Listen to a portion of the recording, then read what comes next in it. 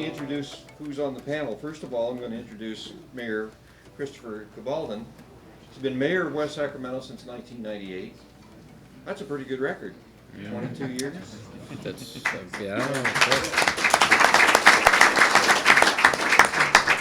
All of these gentlemen are visionaries in transportation in the region.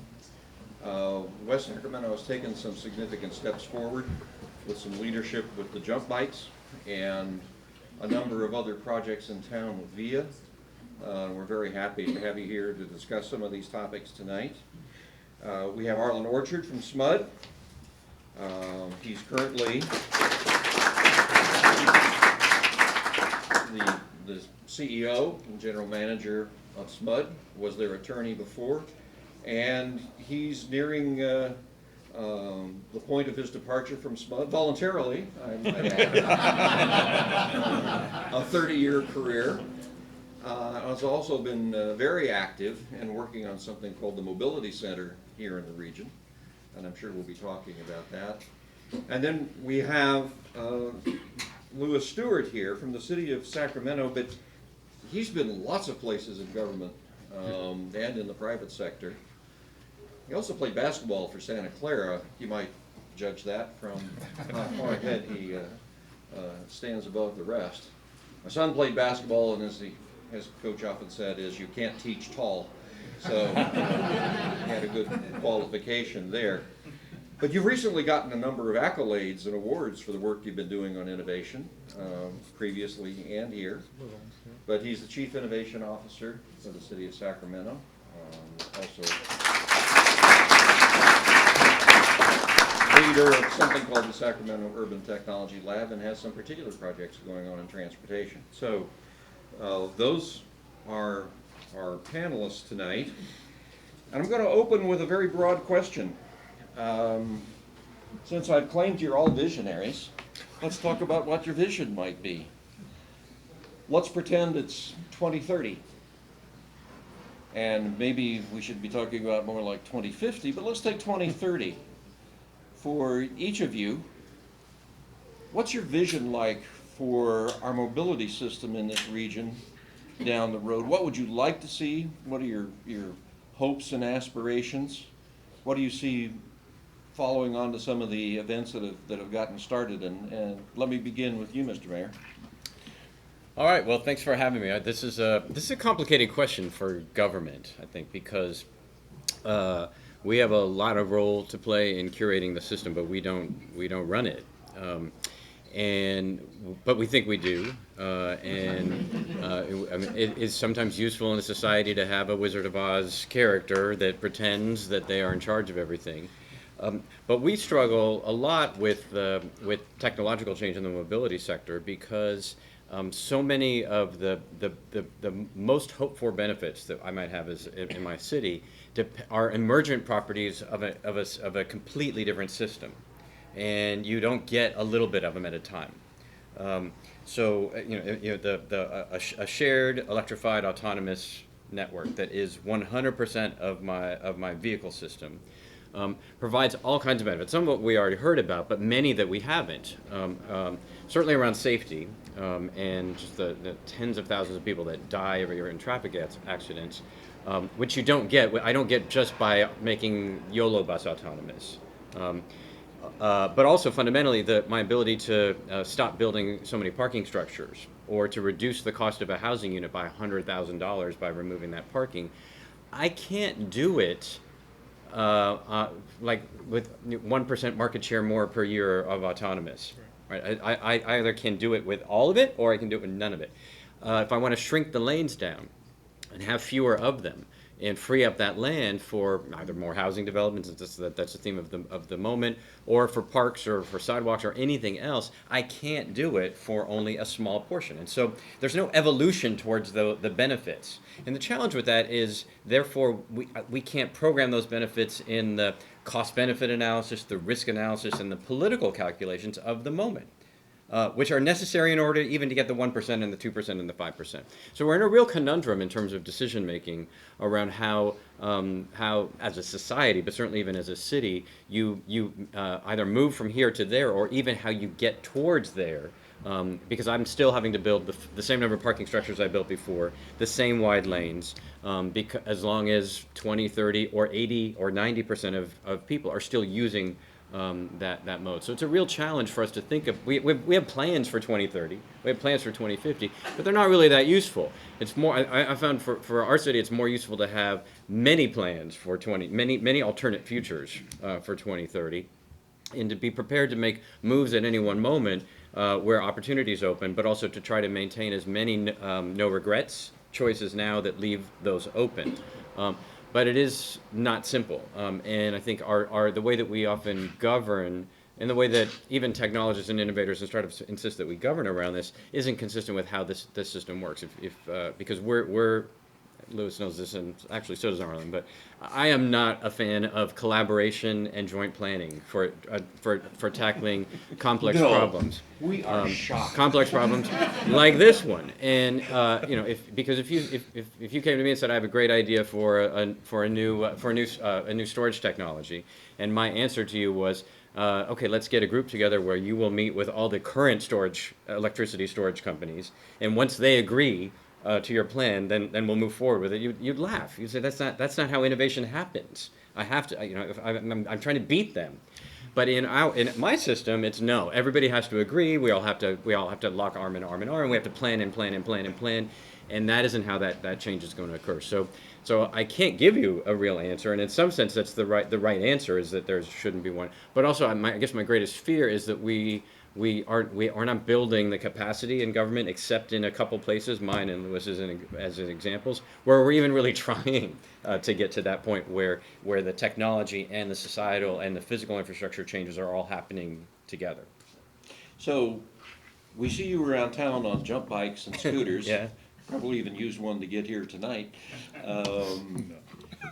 Are there any other innovations? Did you see my car? I did. Okay. I was right behind you. Whoops, we let that one out. It's dark outside. It's Are there okay. any innovations you're seeing in the near term that are coming into your system? Well, so you mentioned jump, which was an example of this sort of conundrum. Like when we planned on bike share 15 years ago. We issued a grant. We awarded the grant. We convened the stakeholder committee. We agreed on all the principles and whatever. And no bike share, no bike share, no bike share, no bike share, no bike share, no bike share. Really the tipping point. I went to South by Southwest to a pitch competition, and this little company that was just in Series A called Lime said, we could open in 3 weeks, and we don't need a public subsidy. We don't need a corporate sponsor. We just don't need docs. You don't need to put any of your own money into it. That caused us to pull out of what was going to be the jump system, and kind of shook the system up to say, hey, this is stupid. Why are we trying to build 10 years ago system? So the jump system, it's not remarkable technologically, but it was a remarkable step forward in sort of the way that we thought about how governance and procurement and all those issues were to happen in that space. The other one that's very current, and now that's happening across both sides of the river, is this on-demand rideshare system. Because it turns out, I don't know what my colleagues in civil engineering thinks, but it turns out in many places in the U.S. and certainly in cities like mine that are dense but they're not Manhattan dense. There is no conceivable system in which a fixed route bus of 40 people with 40 seats in it makes any kind of sense for government paying for it, or for any rider in their right mind riding an hour and a half to go a mile. It just makes zero sense. And we've spent, because for those of us who drive cars, we spent most of our lives telling everybody we just need to educate people about transit. We need to make transit $1 cheaper. We need to do whatever, so that people will get on a bus and ride way longer than they need to in order to get where they want to go. So we said, well, we're not doing that anymore. Hey world, anybody else got some ideas? And we got a whole bunch of proposals back 2 years ago, and one of them was along the lines of something that we want to do, which was a love child between Uber, Lyft, rideshare, and the bus. Because we said, why can't transit riders have the same customization, personalization, speed that Uber and Lyft have? So we contracted with a company called Via. We in Arlington, Texas, were the first 2 cities in America to do this citywide. It's now our principal form of public transit, with the bus being used really only for trunk line purposes for high capacity trips for things like going to Sacramento or to Davis or to Woodland, but internal trips are funded this way, where you ride for basically the price of the bus, but you get point-ish to point-ish transportation that's Uber and Lyft like. And it's been radically transformative in terms of mobility, in terms of youth employment, senior isolation. 80% of women report that they feel safer riding, getting around than they used to. Hugely transformative. We funded it in part with a climate change grant, which is going to turn out to be a mistake because we may actually have more trips than we had before. Because it turns out there's a lot of people who are homebound, or who can't, or teens that can't get out. There's one woman who's famous in my city. She now that this service exists, she said, "Mayor, I love it. I was able to buy ice cream for the first time in 10 years at the supermarket because she could get home. Get home in time. She's able to get to her swimming at the city pool in 15 minutes instead of an hour and a half. She lives 2 miles away from the pool, so she now goes every day, and she used to go only the day after the doctor said to go. So people are moving more than they were moving before, which is going to be a problem for our evaluation for the climate change grant, but it's for the right reasons. And so it's an example. It's not radically new technology really, but it is what's necessary for us, and RT doing something similar, and now in a bigger way in the city of Sacramento. It does require you to say, look, could we radically change the way that we think, rather than just trying to make the bus a little bit better, could we completely blow that model up and try something different? 15 years as a consultant tells me, we'll give you some help on defining more broadly the metrics and the boundaries so that it all comes out right. Let me switch to Arlen. Sure. You've been a real advocate for some transformative strides in mobility here. And I think we're all very glad to hear how successful the VIA experiment has been, but there's a lot cooking that you're involved in, and I would assume you will stay involved in past your SMUD tenure. You're a young man. Jury's out. I'm not that young. Yeah, yeah, you are. I'm way older than the mayor, so. What's your vision, and what would you like to see? So, I like Christopher, it's very hard to envision exactly what 2030 will look like. The transportation sector is undergoing immense disruption, much like my utility sector is, and so it's hard to say what it's going to look like. But I think that a couple of things are interesting. I think we'll still be in a time of transition, because if you think about the typical historical behavior when people buy a car, it's 11 years. That is the average time that people own a car for. Disadvantaged communities, it's even longer. They drive them until they don't drive anymore. So to the mayor's point when he was talking about, you're not going to have all the technology, maybe autonomous technology is great in 2030 perhaps, but you're still going to have this whole huge immense group of people that are going to continue to move themselves with the traditional way. I think what will be very different, and it's the other thing where you see people's attitudes changing, is the explosion of electric vehicles.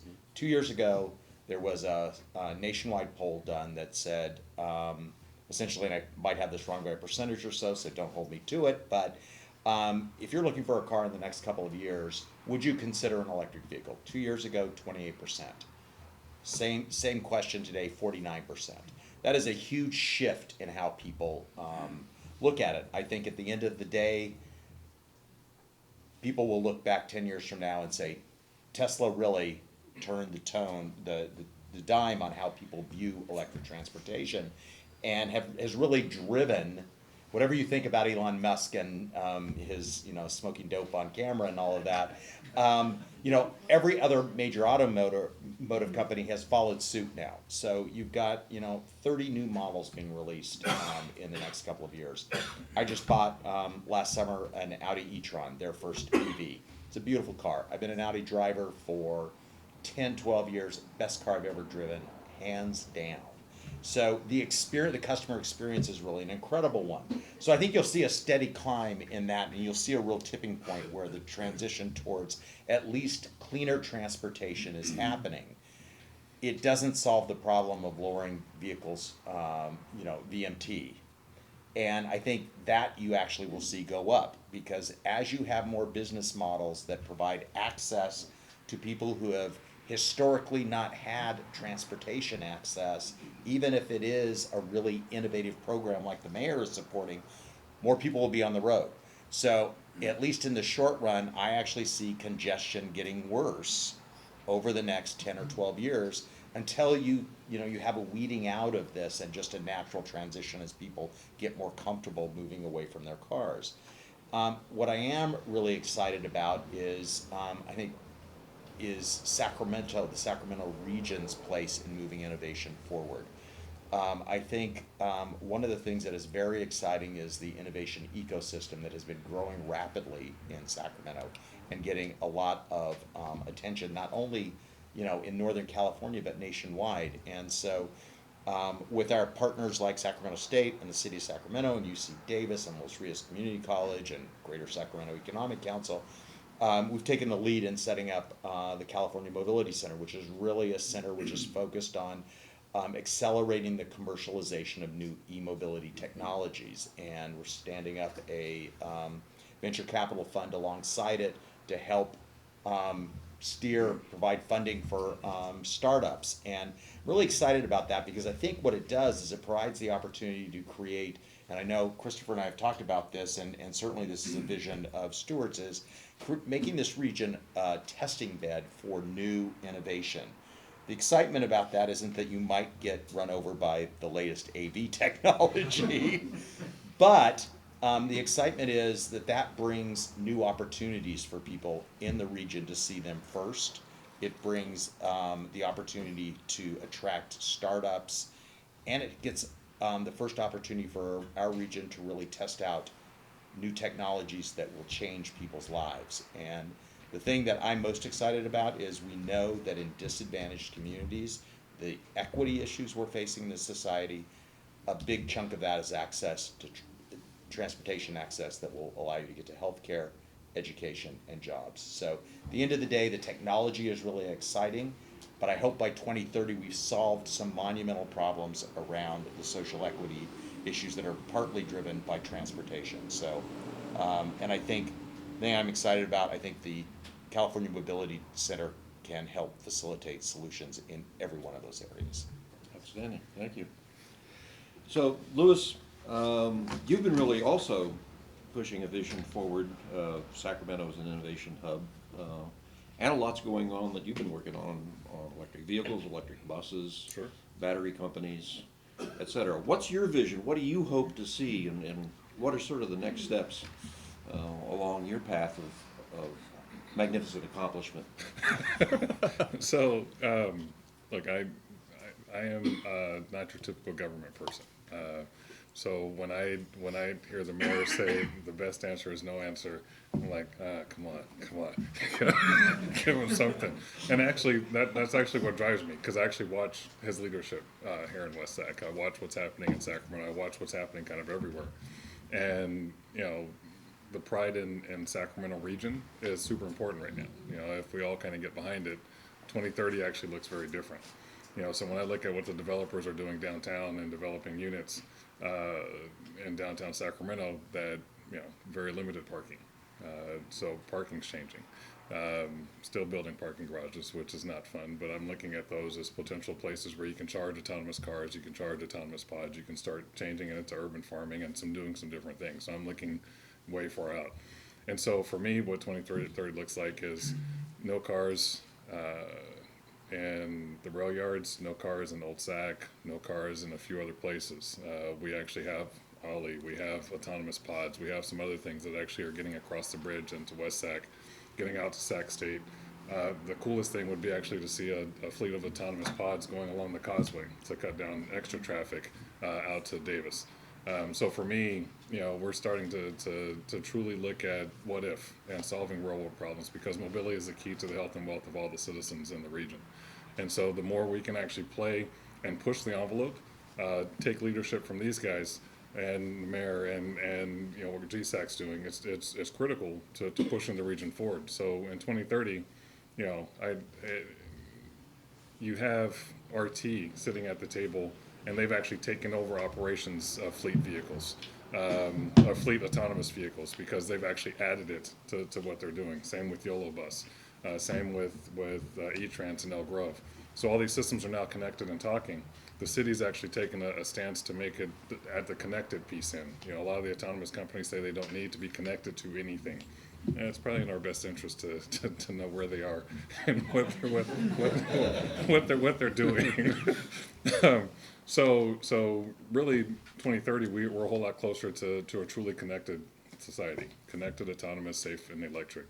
All AVs need to be electric.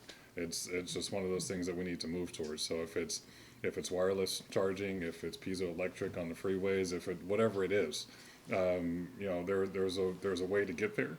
And my job truly, if you look at the definition on the website, is think of what if.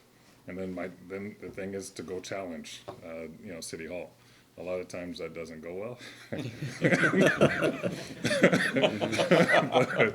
but you keep pushing. You start seeing successes. You start seeing companies like Local Motors looking at Sacramento to actually set up a West Coast policy hub in Sacramento, because they understand that being here, you have the opportunity to actually influence policy. You look at what the city just did, even signing a deal with Skydeck out of Berkeley to send 7 companies a year here to see if Sacramento's the right market for them, see if this is the right headquarters. If Sacramento's not the right place, I'll probably call the mayor. I'll probably call a few other people and say, hey, before they leave, can you guys give them a tour and walk around? So that's the collaboration piece that I have, is the collaboration for the region. Believe me, I'm a competitor by heart. I'll throw some elbows with anybody. But it's necessary for Sacramento. That's nice. I have good peripheral vision still too. Yeah. I'm getting that. But look, 2030, this region truly needs to fundamentally change the way it thinks about transportation. Truly needs to rethink how it thinks about parking structures, about curbsides, about everything. And it's going to take all the brain trust in this room to really push new ideas. What are you guys seeing? Tell us. Let us know, so that we can actually try to move things a little bit, because that's what government actually can do fairly well, is move stuff. Mm-hmm. Takes a little bit of leadership and willpower to do it, but as long as you have a collective that's wanting, then that actually gives us the ability to do some things, right? As opposed to sometimes just brute force like I try to do. So what do you think some of the friction points are now that are sort of the toughest for you to deal with? You sort of alluded to the fact that everything doesn't always go well at City Hall. Look, one of the biggest, so like even around autonomous, you heard Presser talk about it. Just there needs to be more awareness and education about where autonomous is. So when all of a sudden you're talking about bringing a bunch of autonomous companies or teleoperated companies to the region, people freak out a little bit. You start hearing, I take Uber and Lyft all the time. You hear the drivers, hey, what do you do? Oh, I'm trying to bring autonomous cars to the city. And, End of discussion. No, it's actually kind of fantastic, because it depends on the age of the driver. Mm-hmm. Some younger drivers, you can start talking to them about the workforce and the jobs that are being created by autonomous cars and autonomous companies. Older drivers, the conversation inevitably shifts to, so when my license goes away, these cars are still coming to get me. Yes, it's a thing. But as long as you have an answer and you can actually engage in the conversation, it kind of smooths things out a little bit, right? And then you have the demonstrations that are coming to the region, and you get people riding, so they can actually speak from experience versus just what they see in sci-fi movies, what they hear out of the bay, or the headlines they see. All the crashes that autonomous cars are having.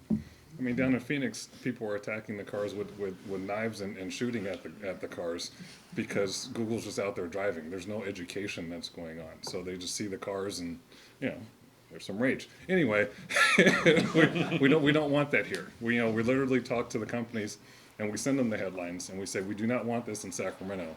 We do not want this in the region. We need to make sure that what we're doing doesn't happen here, right? So you talk about what Arlen was talking about with the equity piece. Any companies that we bring here, we make sure that any pilots that we do are happening where there can be inclusion. We're talking to companies now about going to do pilots in the neighborhoods so that we can actually get to school children, and we can start getting families that don't see this as a possible means of transportation, can actually now see the viability of what this future technology is, right? And it's just important to get everybody kind of included in the conversation, and thinking that it's even possible for the future in order to get there by 2030. I worry about the opposite problem. So, which is the politics of this AV psychological transition. So, Professor going to talk about this, but remember the Sac State route is not in traffic. Right. So, when the first time I rode the Google cars like 6 years ago, I was with the mayor of Baltimore, and she's grabbing onto me like for dear life. Like, what are we doing in this car? I'm like, they're not going to kill us. Right. It's Google. It would be very embarrassing. We're very high profile people. So we're probably fine. And Very reassuring. And we're at South by Southwest. So we're in the streets of Austin, out in the wild. So we're watching the computers and everything, and we're like scared, and then we're a little more comfortable. But because we're not driving, and we're like want to wave at the cars that are everybody else, and because they're like, hey, we have no driver, look. But then you look at them, and they're putting the makeup on, they're yelling at the kids in the back of the car. Nobody's paying any attention. So by the time we got out of the car, both of us, and then we talked to there were 6 other mayors doing other cars. Every single one. And all of whom were like afraid of them at the beginning. Like, I don't know, maybe 10 years from now or whatever. At the end of it was, what kind of idiot government allows human beings to drive cars? And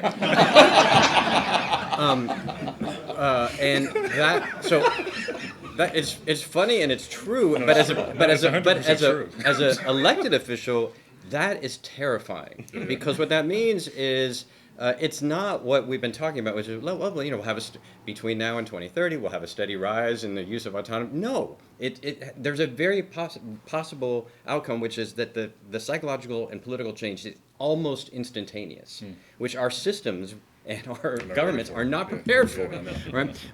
Because it will then be it will be. How are you allowing these on our streets? We need more consultation. Where's the education? And then the next day, what kind of idiot mayor is allowing these other incompetent drivers to be on the street, and you need to ban them?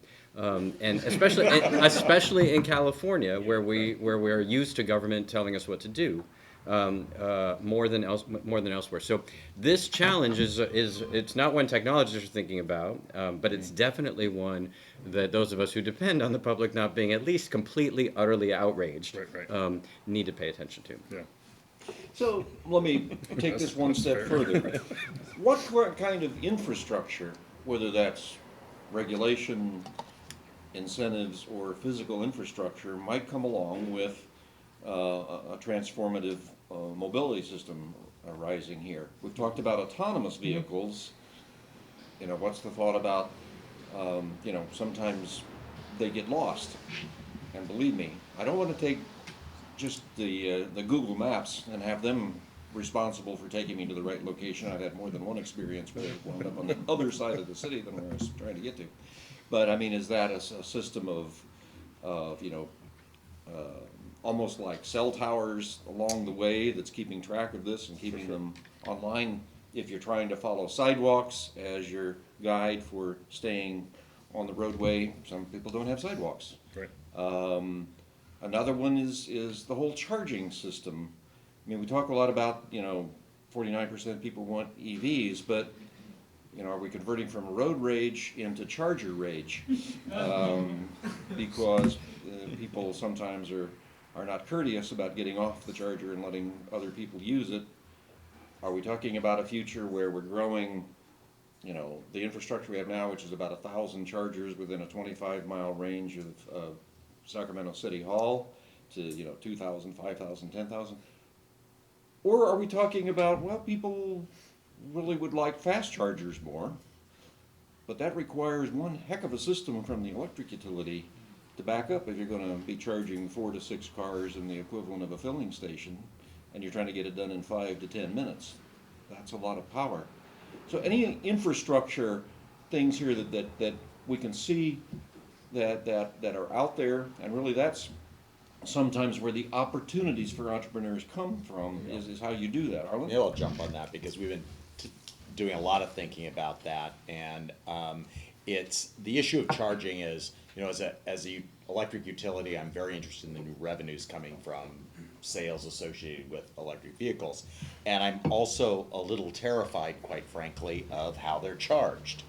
Because if you look at our system as a whole and you add electric vehicles for everybody from a capacity standpoint, I'm good if you look at it from the whole.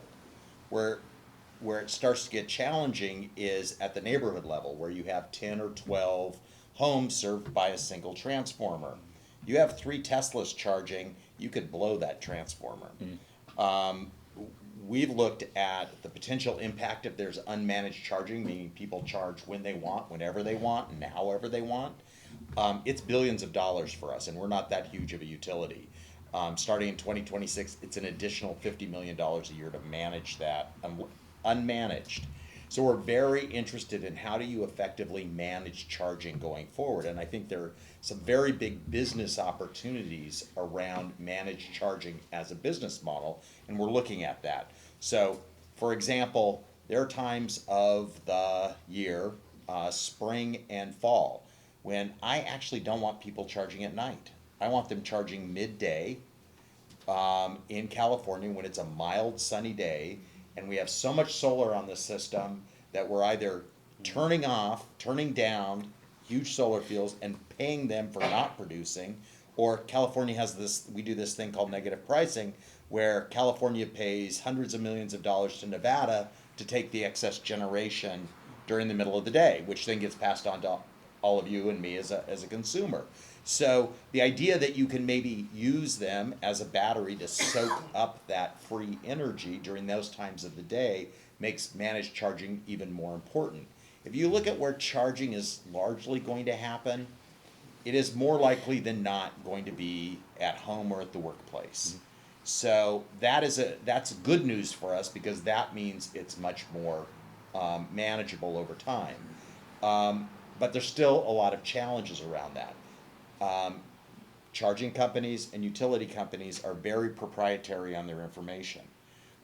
Utilities have a lot of information around smart meters. I actually do know when you turn on your blow dryer now. I don't want to admit that. Each and every one of you be very concerned. I'm good. But yeah, me, yes, not much for me. Yeah, these two. I can verify that neither one of them owns a blow dryer, or it's gathering dust in the drawer. Oh, good. But, you know, so how are you going to take that data? What's going to be open sourced? What's not? There's huge opportunities to start thinking of charging as a service rather than just as a sale of electrons. That is going to be essential to minimize the impact, one, to the utility, the grid, because there'll be a backlash if suddenly utility rates go up 50%, and it's because of electric vehicles. Obviously, that sends the wrong message.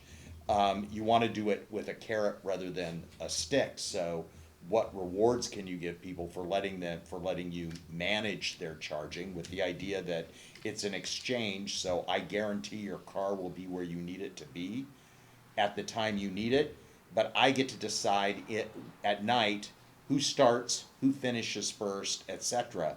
Or it starts off with a slow charge. I think that one of the challenges in public charging, and I took a trip right after I got my car to Oregon to visit my folks because I wanted that long road experience using public charging. It's the shits. I'm just going to say it. I had a different experience at every single charging station. The DC fast chargers, every single one, I had to use the 1-800 number to get them to fire it up. Now, the people on the phone were wonderful, so their call center folks are fantastic, but my experience on what I got in an hour while I was sitting there at a Starbucks with an iced tea at one station was 70% different than the one later on. So the cars themselves, the experience is fantastic from a customer experience. Charging technology over the next several years needs to kind of step up the game, and there's a lot of work being done on that. The challenge is people have very strong expectations about public charging, and they want an experience very similar to what they get at a gas station. Mm-hmm. So while you can argue, well, plug in at the current DC fast charging level and go have a cup of coffee for an hour, that really only works if you're going to the grocery store. and you have something to do for 40 minutes. Otherwise, I actually think the ultra DC fast charging, where you're kind of in and out in 20 minutes, is going to be a necessity. A lot of that can be concentrated, I think, on highways and stuff and major thoroughfares, but it's definitely going to be a challenge. But there are ways to kind of think about the ultra DC fast charging has an impact on utilities, but if you partner it with other technologies such as batteries, you can mitigate the impact to the utility. We're just doing a really first of its kind work with Electrify America, the Volkswagen subsidiary, which is installing a huge number of chargers nationwide on an ultra DC fast charger. Their issue was, okay, we're going to put in this giant energy sucking charger that is going to trigger demand charges, which is going to make it so expensive that they financially can't do it. Where's the utility? And so what we did was we said, okay, we're going to lay out a map that shows where all of our excess capacity on our system is. You lay out, you've done the research about where you want to put your charger. There's a number of places you're willing to do it. Let's overlay those two maps. We found a place where we had excess capacity. And we said, okay, this would be a good place to put it. It meets your needs. We have excess capacity for some time, so it's not going to impact our system. But we have a place over here where we have constraints where we're going to need to make investments in our system. How about you help us buy a battery here, a utility scale battery, and if you help us buy this battery, we will waive any demand charges for the next 10 years on your DC fast charger. So the $2 million they contributed to that is significantly less than the dollars they would have paid. We get some help with some investments we were going to make. So it really is a win-win. So those kind of creative ideas are going to be crucial as we think about infrastructure and how to do it in a way that maximizes the value of it to multiple parties rather than just focused on, I'm the charging station owner, I'm the automobile owner, I'm the city, I'm the utility. You're really going to have to look at multiple value chains and multiple ways to mitigate potential impacts. But I think it's very doable. Okay. Just- Mr. Mayor, No, I'll so- go to Louis. no, no. Well, Well, he has to we'll leave. mix it up. He outranks you? Yeah, he does. Well, you're taller. Then both of us put together. Be wary of the peripheral vision. So, Louis, in terms of, I mean, you've tried to talk about making innovative transportation solutions to mobility part of the identity of Sacramento, part of the being on the cutting edge. I'm trying to draw you out on what do we need to do on infrastructure so that it's either easier for people to test stuff, or, you know, this is a place which has thought ahead and solved some of the problems on autonomous or on electrifying the bus fleet or dealing with charger management. Have you any comments on that? Well, so actually, this kind of goes back to watching where everybody else is moving. So I know in West Sac with the mayor, he's doing. There's a lot of autonomous stuff kind of happening here thanks to CHP and some of the work that he's doing, kind of leading edge. So being able to tap into resources and watching what the other cities are doing and be able to share data is one of the key things. If we can't share data amongst ourselves in a learning fashion and then other cities, we're kind of missing the boat, right? You know, SMUD and a combination of SMUD's reputation and trying to make Sacramento the place where we invite people as a living lab to do stuff has actually attracted a few VCs to send portfolio companies here. So one of the portfolio companies is a company called Ample. Are they the solution to everything? Absolutely not. But what they offer is essentially a unit full of individual battery cells. If you choose to retrofit your car and let them put their battery pack in, you can pull up to theirs like a gas station. A little robot comes out, changes out the cells that are dead, and they go charge with solar, and you have new batteries in 15 minutes. So we're, and our fleet guys, our fleet team actually took them on as a pilot because of all the stuff that we're doing. You know, you need to look at mixed use roads, right? So we have bike lanes, we're not getting rid of the bike lanes.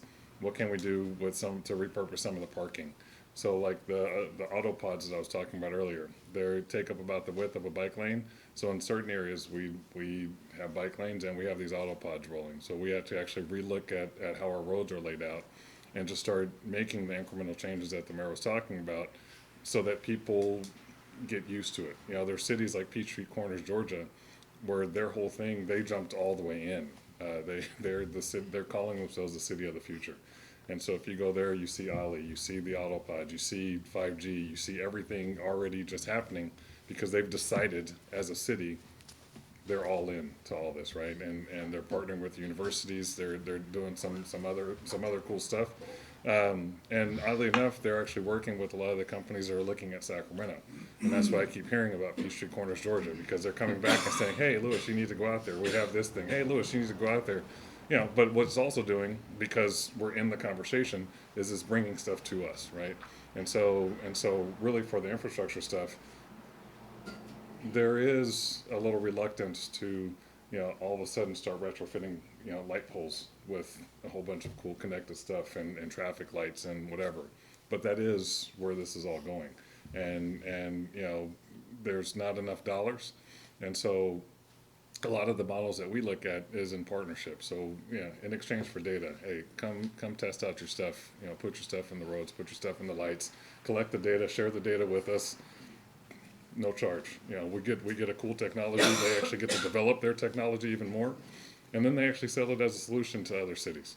And we have new stuff. You know, we haven't ripped up any roads yet, because that's an additional cost that I haven't figured out how to cover yet.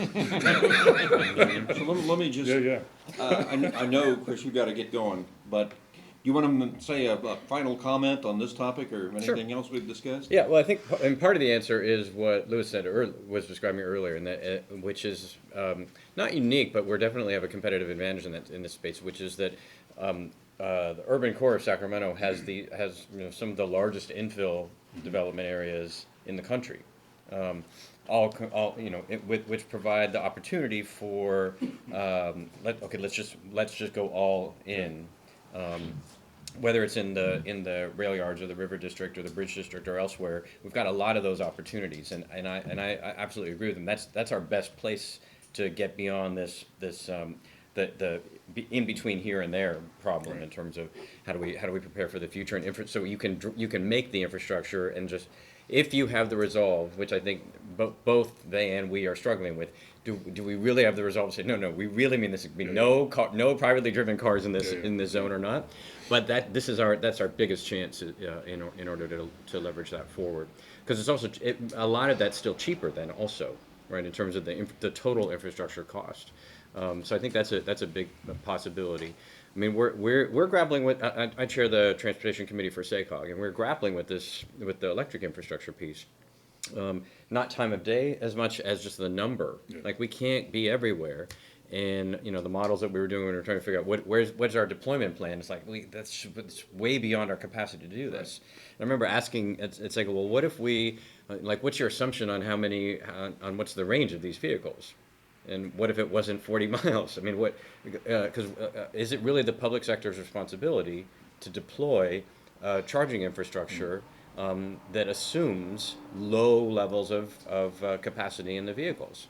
And the answer has to be no. I mean, we can't, and you know, both where vehicles are going, but also it just doesn't pay off for us to be investing in charging capacity so that you know, drive from here to Arden Ferry and you suddenly have to charge again. It does not make sense from the public sector. So in addition to, in the same way that we have fuel economy standards, it may be that we have to have much more aggressive standards around charging around vehicle capacity, mm-hmm, so that we don't have this you know, we don't end up with the rage problems or with the problems that Arlen's been describing. We have too many operators. I have the original Tesla Roadster from 2008, which is why Louis knows when my car is here. And I have 6 different, you know, fobs and cards and things on my phone, and most of which never work. That's I am very reluctant to give up a lot of public space in the city for more, or to tell folks that your only solution is to buy from 6 different providers. Right. So I think there's a role for us to play in managing the amount of demand of need for the infrastructure as well as looking for these opportunities that Louis has described to deploy it in much more intentional ways. With one caveat, which is that the jump bike is a good example. I got in a big fight, as I often do, with a council member in Sacramento about the racks for the jump bikes. Right. And it's an example around this, like how much do you become this Peach Farm Georgia Peach, because you're making some choices. Mm-hmm. So we had $2 million in public funds to pay for bike racks, and the city of Sacramento, not Louis, the city of Sacramento's position was they should be if you've seen the jump bike racks, there some of them that they rise up to the top, and then there's this like a metal thing with a hole in it where the jump bike tube could go directly through. And City of Sacramento's like, we want these racks to be used for these jump bikes, so we want it to be those. And they're easy to use, they're simple. And I said, well, they cost 3 times as much as basic bike racks that also work. And these basic bike racks that also work can accommodate regular bikes too. So we could not agree. Communist, you. We could not agree, so we went our separate ways. And we bought the much less expensive, sort of simple but not beautiful racks, and they bought the. And then 4 months later, Jump got rid of the U-bars entirely, and the new docking system doesn't connect to that old system at all. And so we. So who do I tell you were right? So it's an obvious point, but sometimes even those of us are like pushing. It doesn't get much better being the mayor than it is being the chief innovation officer in terms of City Hall pushing back. But sometimes those of us that are pushing, like we have to adopt, have to remind ourselves that that we also need to be planning for multiple futures. Yeah. So. That's good. Right. Well, thank you very much. I know you got to run. Let's give a hand to the mayor.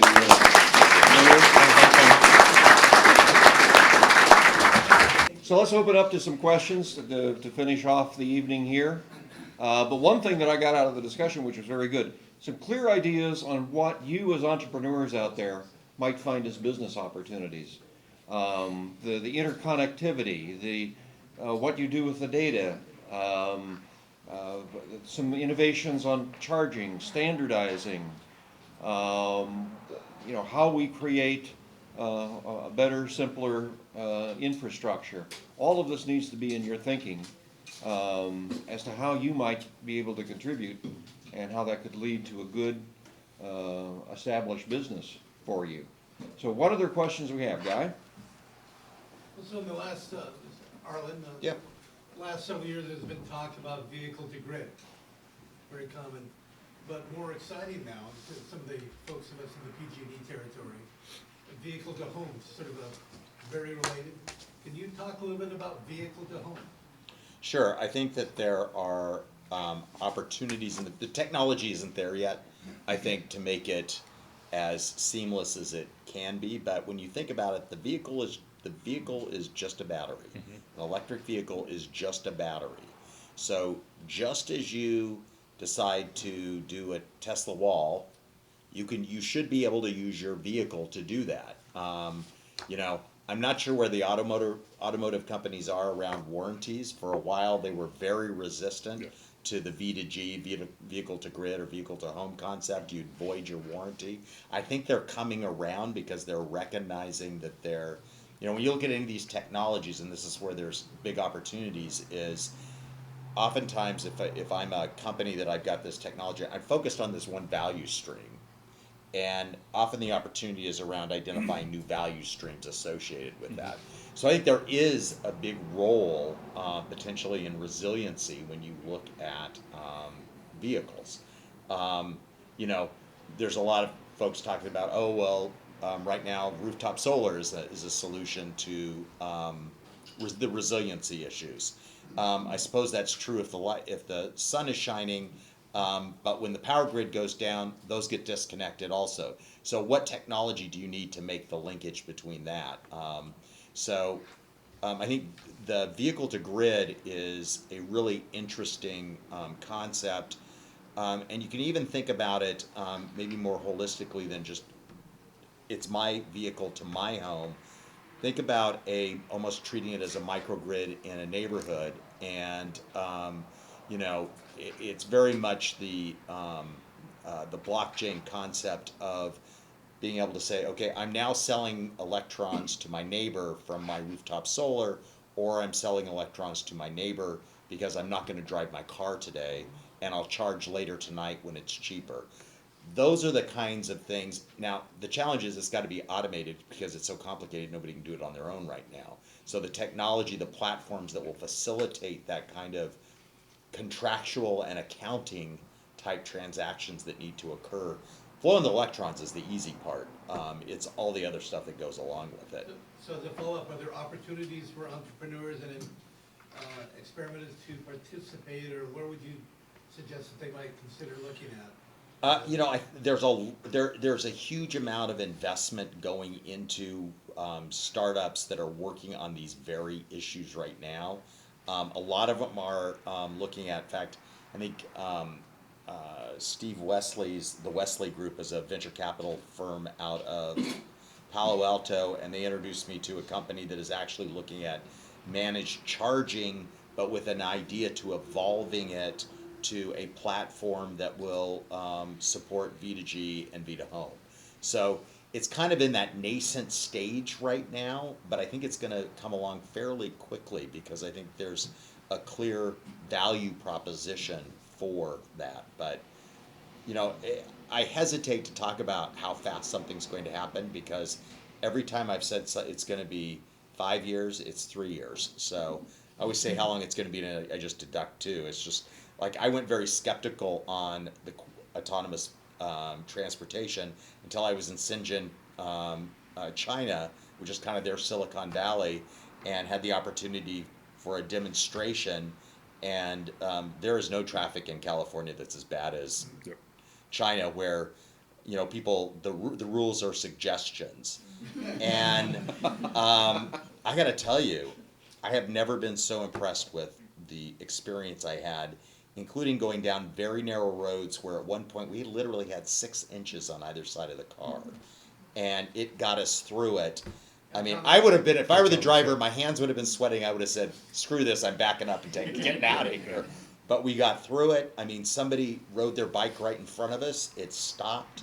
They've even built into the algorithms a certain amount of aggressive driving, because you would never be able to cross the street if you hadn't built in aggressive driving, because they're very aggressive drivers. So, you know, my appreciation for the speed of technology has grown demonstrably in the last few years. How many of you guys have actually taken a ride in an AV? Just a handful. Okay. Interesting. We do about 85% of our family driving is in AV mode. Oh, in one of the Teslas or whatever. Great. There was another question back here. Yeah, this was maybe it would have been a better question for the mayor, but there's a lot of conversations about shifting public transit, you know, kind of away from buses, and that maybe moving buses more towards a trunk system. And I live in Southport, and I want to know how long it'll take until I can get from Southport to the light rail in less than 45 minutes on public transit. Lewis, I'm going to give that one to you. So look, I can't answer that question directly, right? But what I can say is as long as you have leaders kind of thinking about the evolution of stuff, especially here in the region, we'll get more opportunities to shrink that time, right?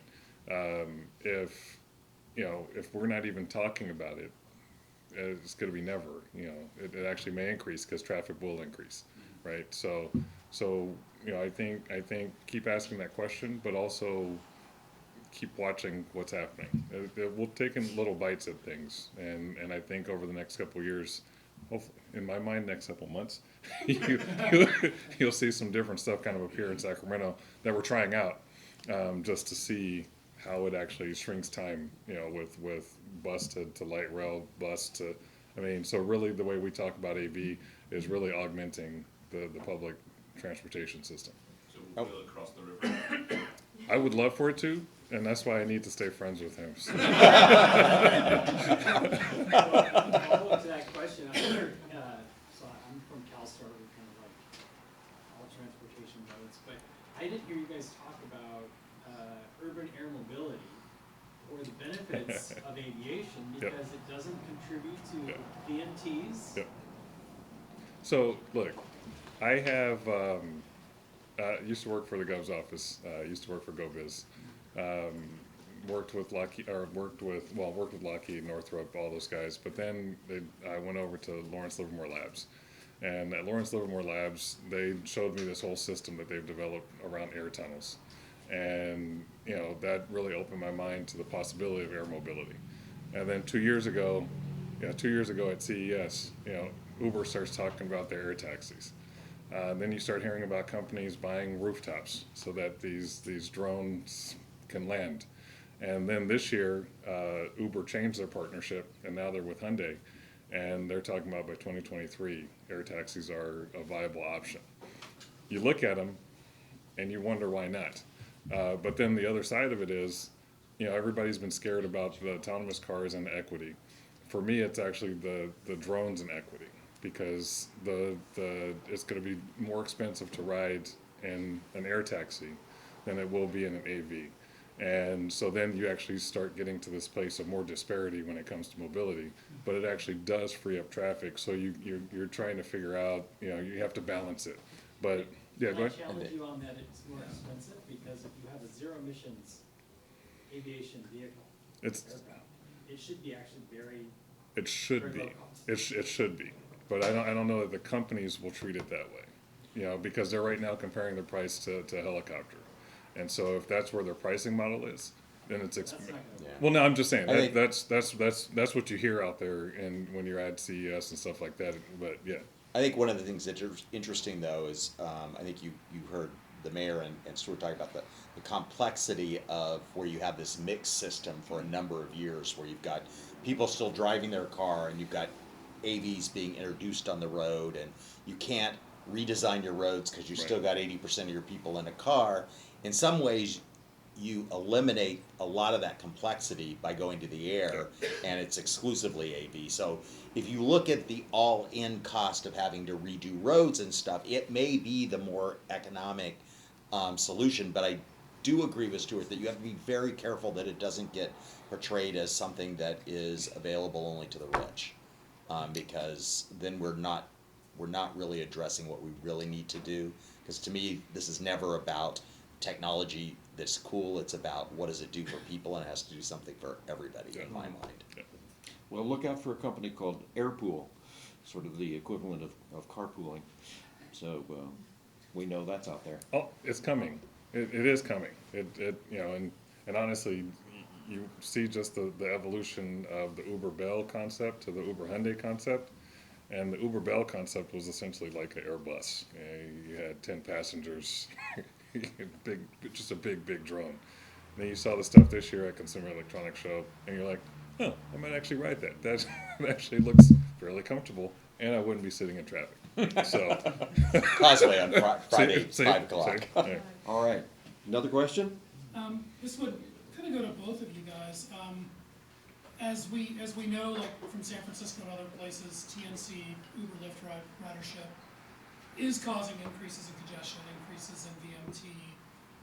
What do you see as short-term solutions while we wait for AV to jump those regulatory hurdles and really make it mainstream? What do you see as short-term issues to try and solve some of the problems that are being caused by increased TNC ridership, electrification of TNCs? How do you see this region, helping lower, if we can't lower the VMT, at least lower the carbon footprint of the Ubers and Lyfts of the world?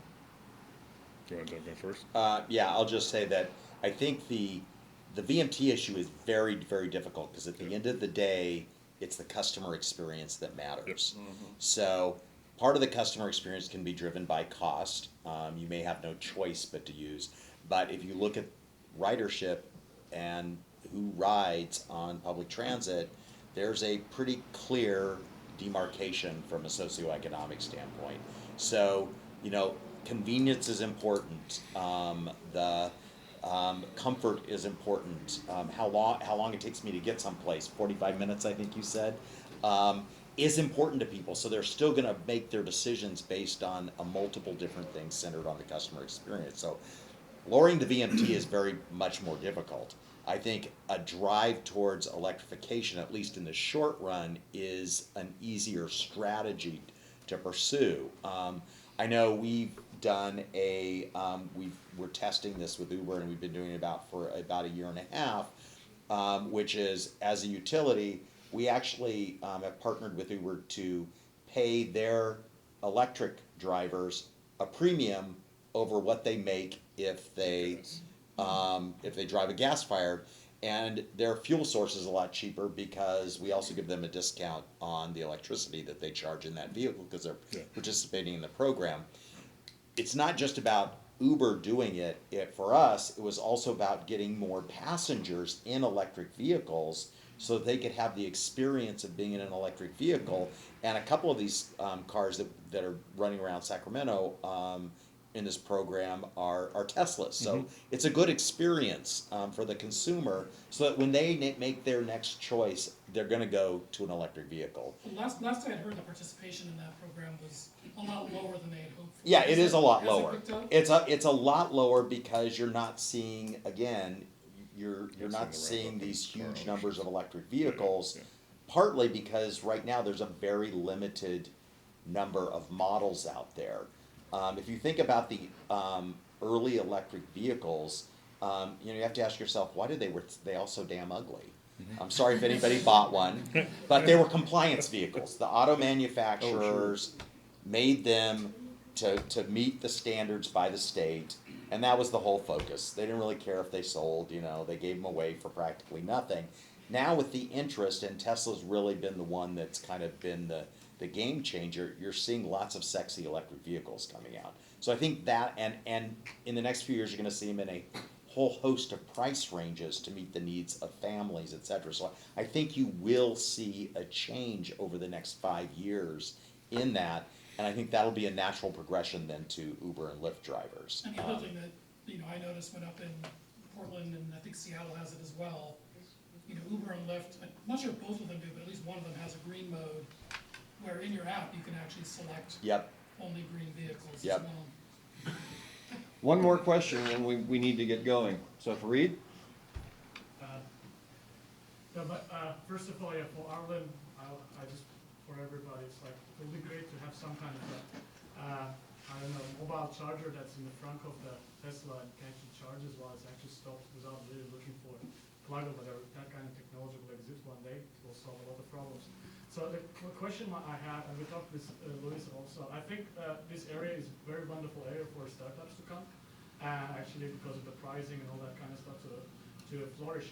But one of the experiences we're having, problems we're having is the funding part. That's where we have to go to Bay Area for.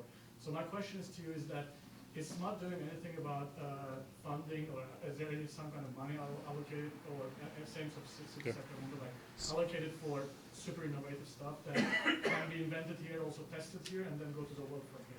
Yes, so the city's doing a lot of stuff, but I'll touch briefly on what SMUD's doing. So we have worked with a number of startups where the solution they're promoting is, or they've developed, is something that aligns with what we're trying to accomplish from a business solution standpoint. And so we've actually helped with development of that technology, testing and validation of that technology. Typically in exchange for that, we take some sort of a position in the company going forward because we've helped refine their technology. So that's one way we do it. The other way we're doing it in what I hope will be a much bigger way is through standing up the California Mobility Center, which will have about $100 million of venture capital aligned with it, and in the middle of raising that money right now.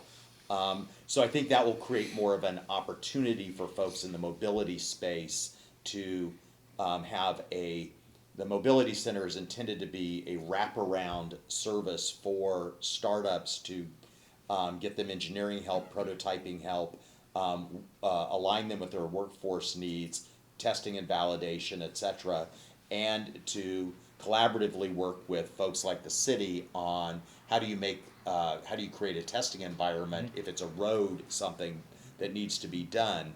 I think you are seeing, interestingly, a lot more venture capital starting to raise its head in Sacramento. I just met with somebody who is establishing another $100 million fund in Sacramento. And somebody else told me, oh, I heard about somebody else who's doing the same thing. So I think that more robust venture capital environment is coming to Sacramento. It's been very, very slow up until now, but I think with Sacramento's reputation changing pretty dramatically, I think you're going to see that come along more than it has been in the past. Yeah, so, and you and I have talked a little bit, but I think, one, you can't underestimate the power of location of Sacramento. Right?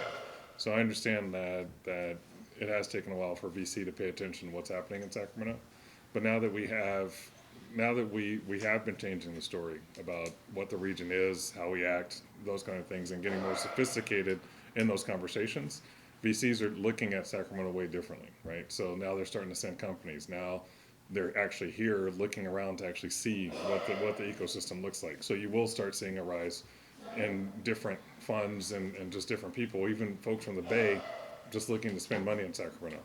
At the city proper, we're trying to figure out how do we support the ecosystem, right? So all of our dollars are public dollars. We have to be super responsible around just throwing stuff out and seeing what we get back, which is why we started getting into the business of doing pilots and collecting data and trying to figure out, okay, so what's the return on the dollar that we're actually putting out? So we have innovation funds that we put out for ecosystem building, for different kind of startups, and that's $1 million that we have a pot of money for different grant programs. We actually just announced today the rollout of our economic gardening program, and actually that's not for startups, but that is for second stage companies. So companies that are 5 to 99 employees, we'll give them wraparound services, pay for them to have advisors and see how they grow, how they can grow, and if they choose to invest in themselves, so that's the return. If they choose to invest in themselves, we'll match them up to $50,000. So right now it's all small dollars. But I think we'll get to a place where if we increase the tax base, we start doing these other things and really start thinking more innovatively, and more is happening around here, you'll start being able to see the public sector step into that space and de-risk some of the investments that are necessary by either making the infrastructure available, by doing other stuff that sends a signal to the startups that it's okay to actually do your stuff here and grow. Because that's ultimately what we want. We want the companies to come here, become part of the culture, and actually bring everybody up. And so I think you'll see that over the next few years. But we still have a little bit of ways to go. And I think the biggest underestimated thing that we have is really the incubator that's right on the other side of the freeway or the river in Golden One, and all the stuff that the Kings and the Kings organization are actually doing in there. A lot of folks have no idea all the stuff that's being tested in that big incubator. So, Great. Well, we've come to the end of the evening. I want to thank everybody for participating in the panel. Professor Khan for his presentation.